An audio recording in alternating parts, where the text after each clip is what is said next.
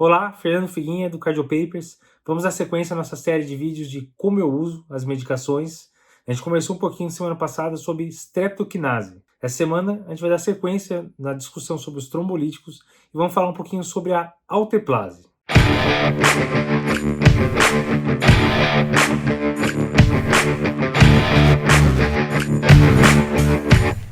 A alteplase é um ativador do plasminogênio tecidual humano recombinante. É uma glicoproteína que faz com que o plasminogênio se transforme em plasmina. A plasmina, por sua vez, vai fazer com que se dissolva a fibrina do coágulo. A alteplase é rapidamente eliminada da circulação sanguínea e é metabolizada pelo fígado. O tempo de meia-vida da droga é de 4 a 5 minutos, ou seja, após cerca de 20 minutos, a gente vai ter menos de 10% da droga circulando no sangue. E quais seriam as indicações para essa droga? A gente sabe que a gente pode utilizar a alteplase no cenário do infarto com supra. Então, o paciente que chega com uma dor torácica típica, com supradesenvelamento do segmento ST ou um bloqueio de ramo novo dentro das primeiras 12 horas, a gente pode considerar trombolizar com alteplase.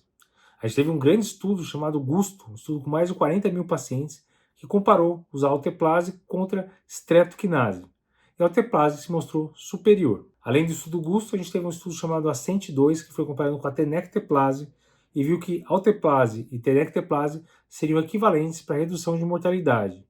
Tenecteplase teve um pouco menos de sangramento não intracraniano, talvez porque ela seja mais específica para a fibrina. Além disso, a gente teria indicação para utilizar também para paciente com embolia pulmonar com sinais de instabilidade ou para paciente com acidente vascular cerebral isquêmico. No cenário do AVCI, a gente teve vários estudos que mostraram benefício, mostrou superioridade em relação ao placebo, como o estudo NINDS, que teve pacientes inclusive acima de 80 anos, estudo ECAS, estudo Atlantis.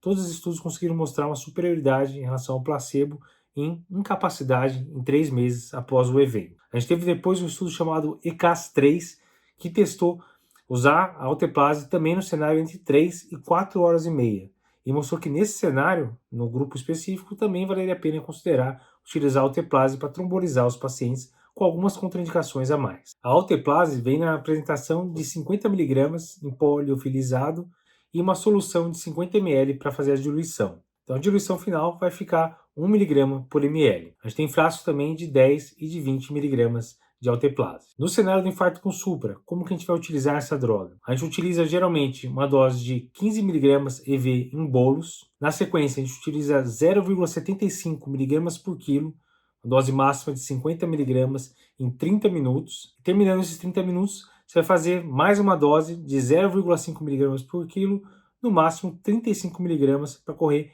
em 60 minutos. Então, se o paciente tiver mais de 65 quilos, não precisaria fazer cálculo. Seria basicamente 15 mg em bolos, 50 mg em 30 minutos e 35 mg em 60 minutos na sequência.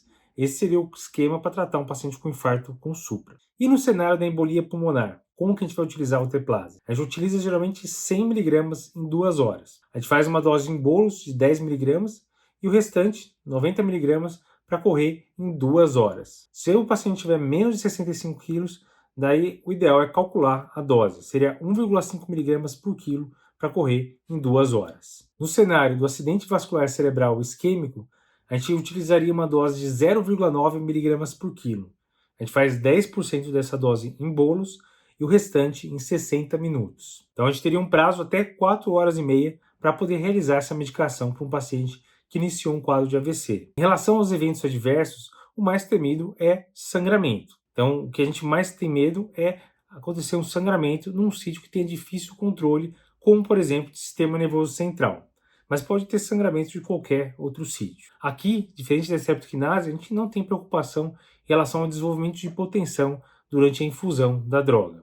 E reações alérgicas aqui também são bem raras. Em relação às contraindicações, assim como a streptokinase, a gente tem que pegar lá a nossa listinha, sentar do lado do paciente ou do familiar e questionar item a item. Então é fundamental. No cenário do infarto, quais são as contraindicações absolutas que a gente já comentou? Seriam aquelas: 5 na cabeça, 1 no tórax e 1 no abdômen.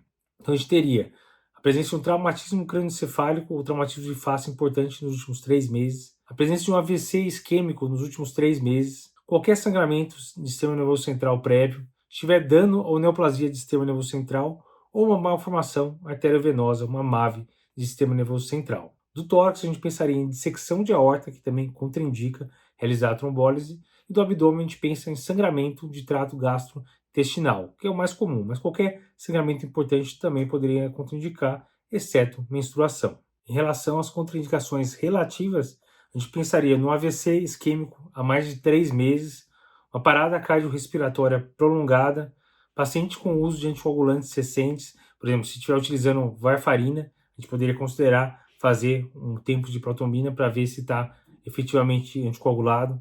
Paciente gestante seria uma contraindicação relativa.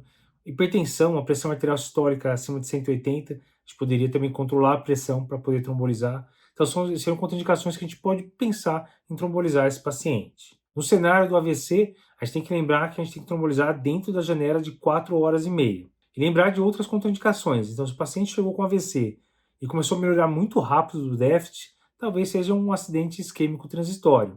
Então, aí a gente também não iria trombolizar.